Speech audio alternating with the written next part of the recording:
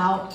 I rarely get to speak at events where there's alcohol. So I thought it would be fun to have a little drinking game. So every time you hear the word community tonight during my talk, please take a sip of whatever you're drinking if you're drinking. Because I do use the word a lot, yeah? I want to start off with a question. Who in here has been canceled? Anyone with a show of hand? I know some, come on, who's been canceled? Okay, a few people, more than usual. Usually I get no hands. About a year ago, we decided at Tacotarian to make a strategic business decision to put the free lemon-infused water from the front customer-facing counter to behind the counter and make it upon request. Simple, right? Didn't seem like a big deal. I went to bed that night. I woke up the next morning to a fury of texts from my business partners, some of who are here tonight, saying girl, get in the Las Vegas Vegans group ASAP. If anyone here is in the Las Vegas Vegans group, you know that it's a bit chaotic. It's a bit messy. So I get in and I'm my heart sank into my butt. You know that feeling? Where your heart sinks into your butt?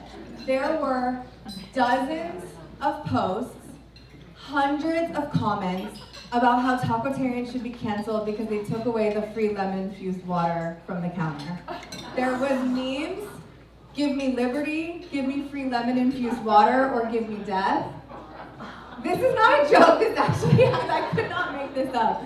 It was chaotic. So I'm sitting in my bed at 7 a.m., responding to everybody, trying to make up what was gonna happen next. And then I realized, what am I doing? Are these our people? Are these my people? Are these our customers? And you're probably sitting there thinking, well, yeah, Kristen, because you own a vegan restaurant and that's a vegan group. But you don't know what I know. I know that 75% of our customer base does not identify as vegan or vegetarian. So most of the people going absolutely bonkers in this group are not people that are actually paying customers. So I went to my business partners that day and I was like, guys, we cannot be canceled over free lemon-infused water. I will not let us go down like this. Thankfully, they agreed and we decided to push back. We created a hashtag Watergate special. Save water, drink margaritas, mention Watergate at the front and get a free taco and get a free 7-ounce cup of water. I posted that back in the group and people went absolutely bananas. People were so pumped that we pushed back and we stood up for ourselves. There were people in that group that said, I've never gone to Tacotarian, but I will go this weekend because of that. Why am I telling you this story at a gala? I'm telling you this because it speaks to the importance of finding and protecting your people and understanding who your community is and who your community isn't. Your community is not always going to be the loudest person in the room. Your community isn't always going to be that person commenting on every social media post.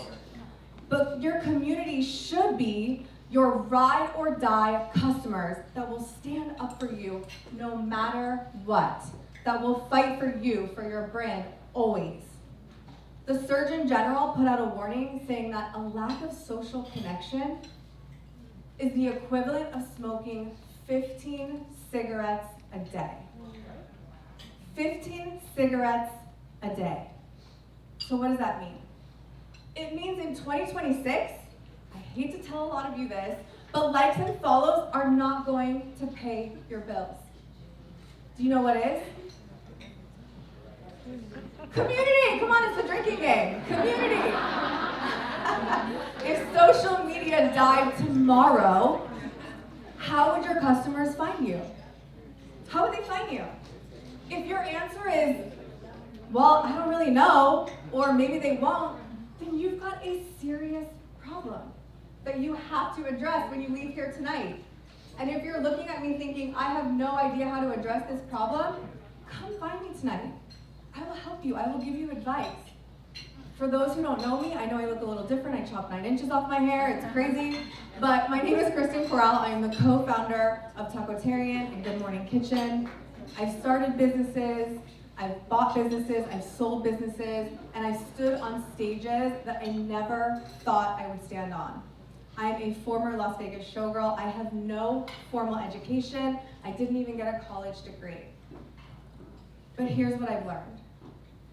When you speak to everybody, you're speaking to nobody.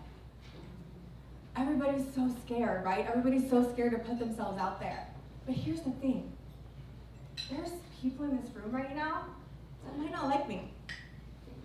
They might think I'm too loud, I'm too direct, I'm too bossy, I'm too opinionated. Maybe I said something really uncomfortable at a networking event 5 years ago and they still have it in their head.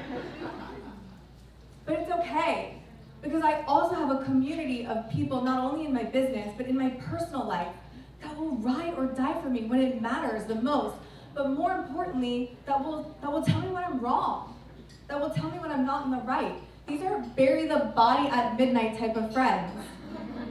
Not that I've asked yet. But the same should be true for you too. Not everyone in this room is gonna get you. They're not gonna get what you're building, what you're working towards. They might not understand your passion. They might think your business is silly. But it doesn't matter. Those aren't your people. It's not your job to water yourself down to make everybody else comfortable. It's your job, thank you. It is your job to show up so that your people can find you. Founder-driven brands right now are crushing it.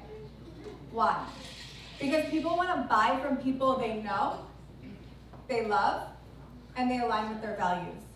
But the only way that anyone's gonna know you is if you put yourself out there and start telling your story. The real story, not the fake story that you put on Instagram. The real story of what's going on in your life, in your business.